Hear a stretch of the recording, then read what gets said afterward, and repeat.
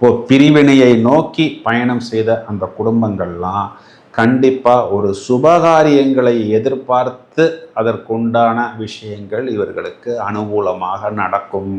குறிப்பாக அந்த இடம் வாங்குவது, வீடு வாங்குவது போன்ற விஷயங்கள் எல்லாமே இவர்களுக்கு அந்த ஜூன் ஜூலை மாதம் இந்த மாதிரி மாதங்களில் கண்டிப்பாக நடக்கும்னு சொல்வது தான் நிதர்சனமான உண்மை.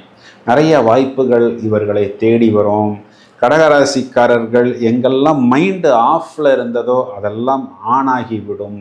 திருமணத்துக்காக எதிர்பார்த்து காத்திருக்கக்கூடிய நபர்களுக்கு நிறைய புதிய வாய்ப்புகள், கரெக்டான லைஃப் பார்ட்னர் வந்து சேருவார் அப்படின்னு சொல்வது தான் நிதர்சனமான உண்மை.